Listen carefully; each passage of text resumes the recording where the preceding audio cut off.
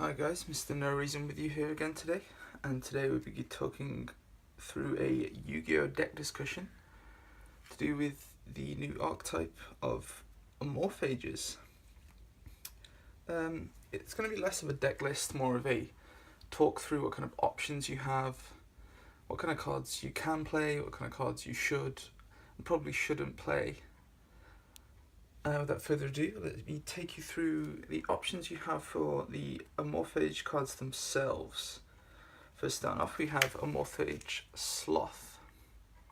Now, Mortage Sloth, probably isn't the best card of the archetype, is the only secret rare, funnily enough. His effect while he's in the Pendulum zone stops you and your opponent drawing cards, or adding cards, should I say, from your deck to your hand.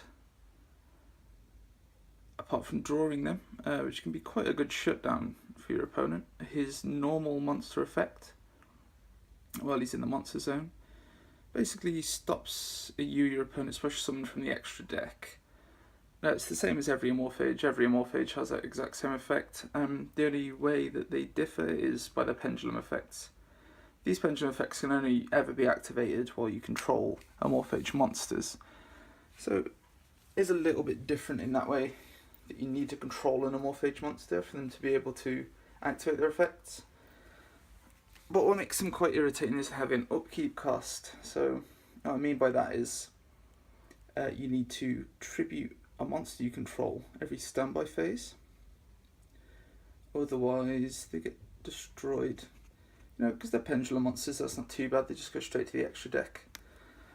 But every Amorphage monster is only a 3 scale or a 5 scale. This is a 3 scale, it's probably one of the best 3 scales to have. Not that great because you can't special summon him from the extra deck, because he's a level 6, he's a level 6, so he's out of the scale range for you to be able to special summon him. Regardless, let's move on. Next we have Amorphage Goliath. He's probably my favourite 5 scale. He's quite a big star level though, so again, he can't be special summoned from the extra deck through pendulum summons. But what his pendulum scale effect is he basically acts as a macrocosmos. So anything that hits the graveyard gets removed from play or banished. So that's really good against quite a few decks. It's not too great against decks like Monarchs and who else does it suck against? It sucks against Cosmos, because they don't care when things are removed from the field. They don't care when things are removed from play, so they can just play around this. Again, you need an Amorphage monster on the field for this to resolve. Moving on to some of the smaller ones now. So your level 2s, you have Amorphage Gluttony. This is Lechery. They all have such strange names. I think they're named after the Deadly Sins.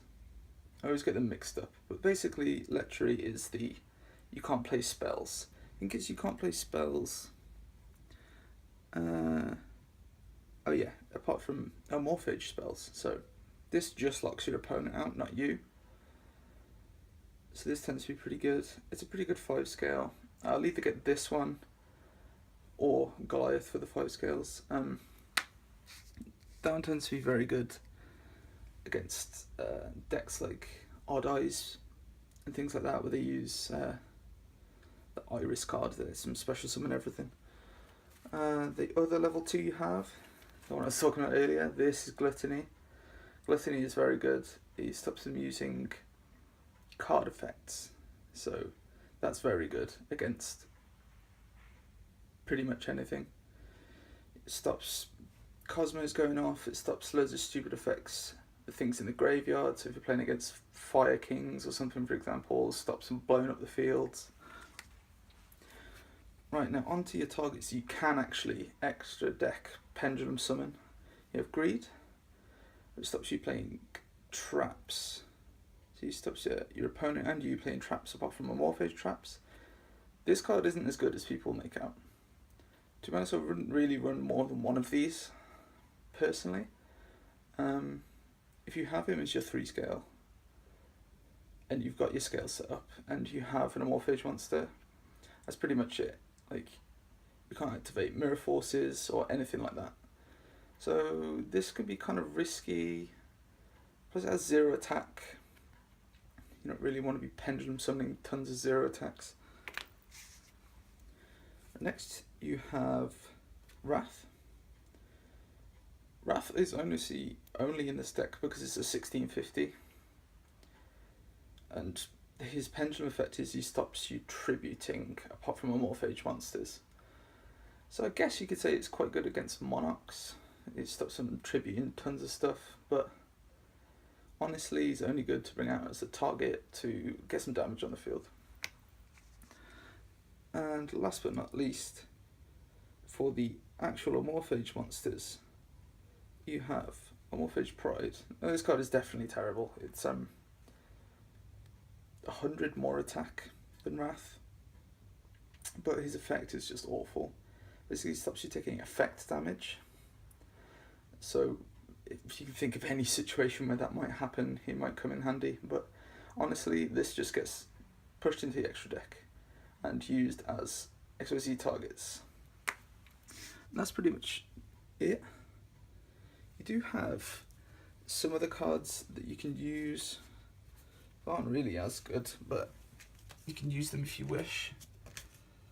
There's Amorphage Envy, who stops chains more than 2, so you can counter an opponent's trap card, but they can't counter back. It's sort of, and it also stops chain burn, I guess, but again, he has 0 attack, and he just has a big butt. He's like a 2050 or something like that. Again, not very useful. He is a level 4, so you can special summon him. I guess you can use him for XYZ target. Apart from that, not really that helpful. But I think where this deck truly shines is the cards that are good to use as support cards. There's a lot of good support options in this deck. I'll take you through some now. This card is arguably a support card, but here we are. This is the Amorphage Pain. He's a Draco Overlord or Dragon Overlord dude. He can be special summoned with the field card that the Amorphages have. I think he's that good. He's just kind of big. His effect isn't that good. I can't quite remember it. I don't actually use him, but you can probably read that on the close enough so you can read that if you really want to. But I don't tend to use him. Just kind of a big attack. Not really that good, to be honest. Where this deck really excels over here. Okay, so we have Draco Pendulum. He's a very good option. Obviously, stupidly good card. Limited to 1 now, for obvious reasons. It's pretty good in every single Pendulum style deck. If you don't know what his effect is, basically he can pop your other Pendulum Zone to search for the same card. So it's a good way of filling up your extra decks full of XYZs. Or in this deck, because it's such a floodgate, if you do have trap set but you have a greed on the field, you can just pop that greed, get rid of it, do something that will be less oppressive to you, so it'll be quite useful. Next we have Vector Pendulum. So he negates all card effects in your opponent's Pendulum Zones, so that's pretty good. He is pretty good for just for setting up and making more aggressive plays. So if you want to stop locking your opponent down and just go for big beats, you can just play him, pump up all your Amorphages to all high hell, and then just start swinging. Next we have Master Pendulum. He's pretty good again for popping cards in your Pendulum Zones. So yeah, you can target one card in your Pendulum Zone, destroy it. Again, he is part of this whole sort of set here. The whole Draco Slayer sort of lineup works incredibly well with this deck. It's also a very good looking card. The art on that is very cool. I'm not sure if you can see the shine quite as well as I can. But again, yeah, it's pretty good beat stick. He's a level 4, like all of these, so they can be it can be pretty much spammed when you have your 3s and your 5s. Then, last for the Draco Overlords is Lecter. Lecter is very cool. Again, negates the pendulum zones, but only if your opponent controls them. So your opponent pretty much controls the pace of the game, which is why this card can be a bit risky, but again, in this deck, when they're quite big anyway, they tend to be quite heavy, big monsters. It's not hard to get anything over a 3,000. If they decide to play a pendulum and try to go for some dodgy, stupid scale plays, then they'll either get locked out by effects where they can't use them properly, or this guy will be in the field and then they won't be able to use their pendulum zones properly, and they'll just be stuck against effective skill drain. Last but not least, I use the Samurai Cavalry. He's just pretty good card in this deck. If you could just read his effect there.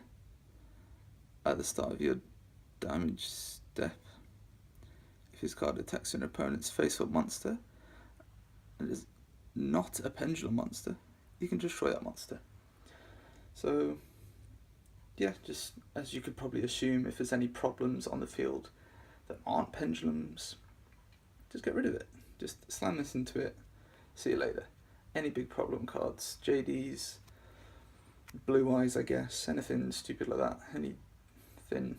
I mean, it's not that great against cards that can't be affected by card effects, which tend to be quite heavy in this meta, but again, it's a pretty good little addition. It's a level 4, 1800, can be summoned, obviously used for XYZs.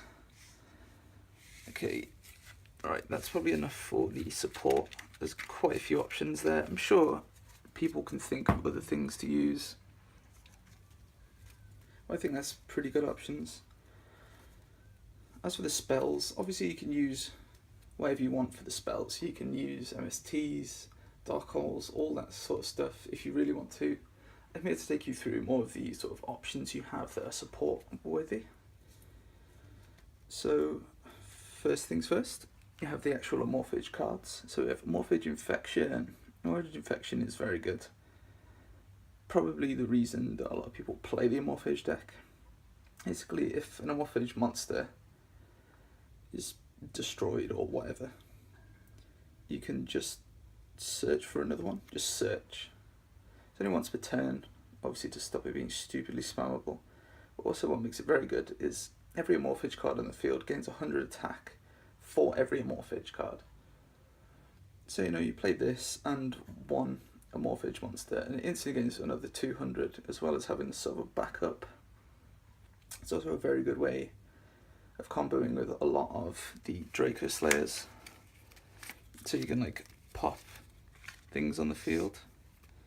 You can pop your Morphages, like I was mentioning earlier, the ones that don't really fit with your current strategy. Pop them, search with a Morphage Infection for the actual card that you want. Tends to be pretty good for that kind of stuff. Pretty dangerous, but yeah, obviously it's a continuous spell, so it also stacks.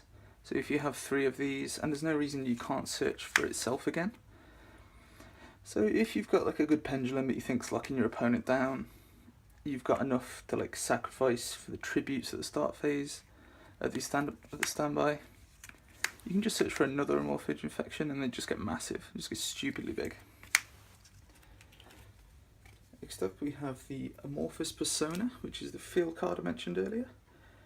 Pretty much whenever, I think it's whenever they're tributed. Just double check that for me, YouTube. I think it's when they're tributed, you can use their effect, they're tributed up to twice per turn. When they're tributed, you can draw. Which you think, wow, draw power, that's super positive. Especially with Morphage Infection, that's stupidly good. But this rarely comes up, honestly. Your opponent tends to pop the monsters you have on the field. Like, honestly, that happens a lot. Every Morphage monster gains 300 very cool. And you can, and then, you know, to the graveyard to special summon the blue dude that isn't very good. That's also an option if you really want to have no cards in your deck. Obviously terraforming is always a great option when you have field spells. If you really want to go the field spell route and you really want to play tons of this blue guy, I guess you can run terraforming, I guess. Last but not least, there's a sort of cool little tech you can do with a Feather of Phoenix. So if anything is actually hit the graveyard, you can just put it back to the top of your deck by discarding a card. It does have quite a cool little combination with some traps. This will probably make more sense if you keep watching for the traps.